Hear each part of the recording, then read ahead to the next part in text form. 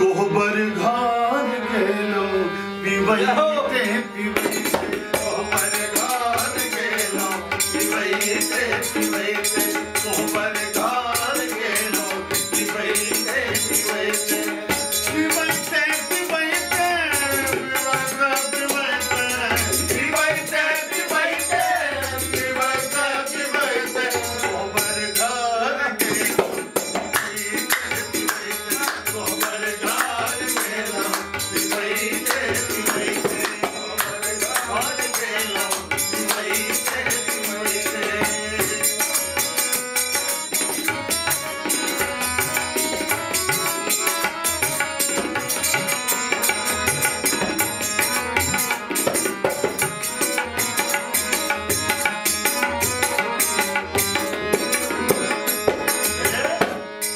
विवाहों से पहले रही भोला भाला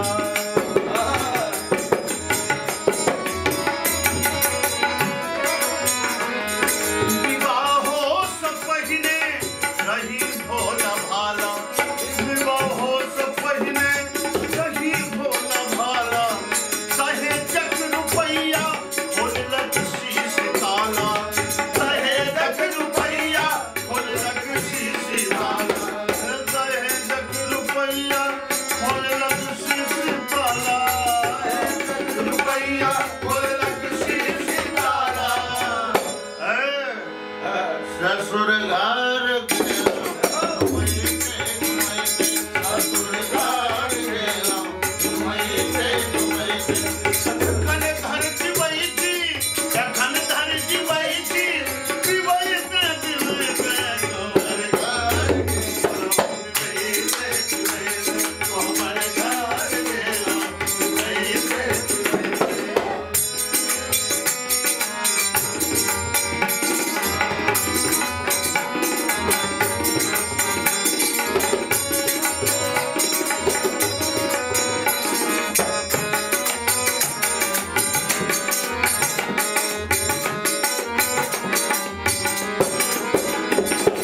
पुछलन जे कनिया किया पिबै छी पुछलन जे कनिया किया पिबै छी दहेजक रुपैया से की करै छी दहेजक रुपैया से की करै छी दहेजक रुपैया के की करै छी दहेजक रुपैया के की करै छी बदल जाओ पीब गलो दारू पीब गलो दारू पिबैते पिबैते पीब गलो दारू पिबैते पिबैते पीब गलो दारू पिबैते पिबैते अरे यखन धन पिबैते पिबैते पिबैते यखन धन पिबैते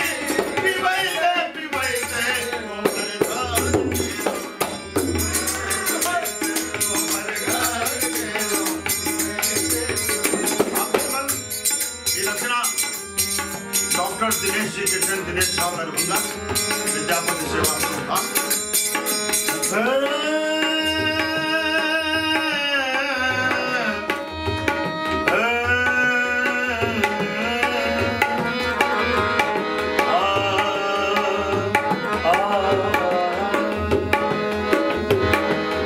कि दोषे अछि हमर पीबी हमर दारू कि दोषे अछि हमर जे दारू हम पीबी कि दोषे अछि हमर कि दारू हम पीबी कहे जग रुपैया बनौलक शराबी कहे जग रुपैया बनौलक शराबी कहे जग रुपैया बनौलक शराबी कहे जग रुपैया बनौलक शराबी। कौन सी भेल घरारी बिकायल